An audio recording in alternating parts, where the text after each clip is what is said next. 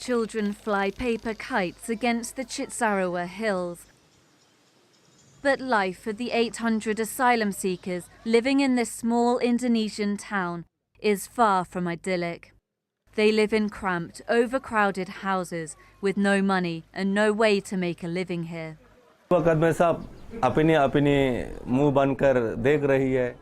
Soong fled Burma because he says he was being persecuted for being a Muslim.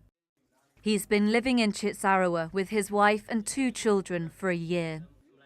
He's already tried to make it to Australia by boat. नहीं उसी वक्त में जब हम लोग तूफान मिला है तो लोग ऐसा तरह हो गई तो किश्ती नीचे में पानी आ गई, ठीक है, 3 मिशीना 2 पिसिन मर गई, ठीक है।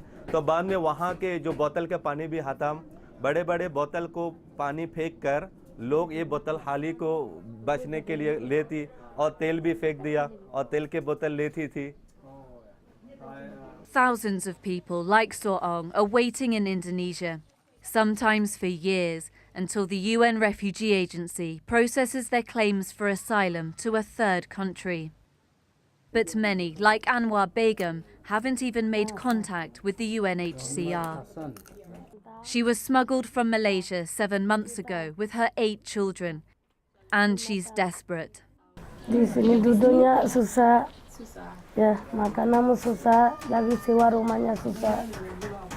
Orang bagi tuh nasi makanan, ada beras, ada tuh baju-baju. The Indonesian government considers asylum seekers illegal migrants.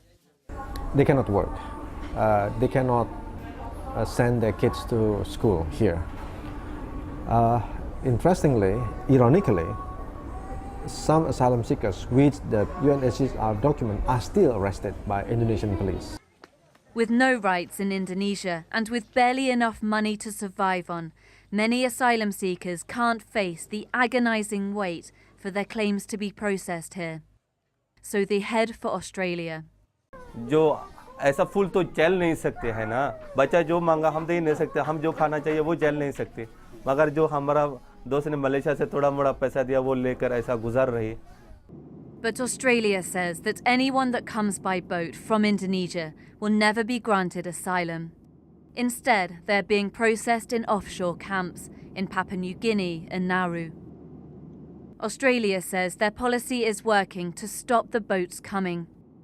But Andreas Harsono says asylum seekers will still get on the boats. There is no certainty by staying inside Indonesia.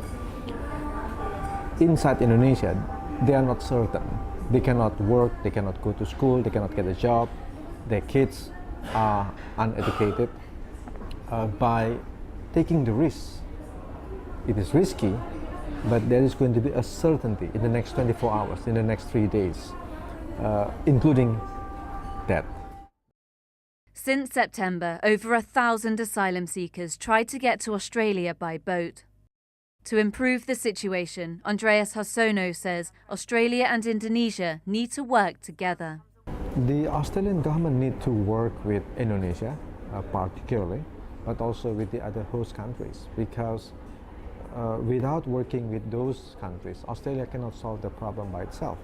Because of the desperate situation of life in Indonesia, many asylum seekers in Chitsarawa feel the boats are their only option. क्योंकि इनका बगैर तो हमारा कोई रास्ता नहीं, तो इसलिए तो हम जब ये इंडोनेशिया के जो रिफ्यूजी जो यूएन को देखता है तो बर्मा लोगों को नहीं भेजाती, तो हमारा कोशिश यही है तो हम कैसे भी हो तो बोट पर अगर पहुंच जाएगा तो फिर हमारा ज़िंदगी अच्छा होगा, तो यही फिक्र है हमारा यहाँ. Di Australia saya untuk orang cakap, tapi duduk bersena tu budak-budak Islam sama dia kasihan. Atau budak-budak boleh sekolah, itu saja. The Australian government vows to maintain its hardline approach, but whatever the risks and whatever the consequences, people who are desperate enough will continue to get on the boats.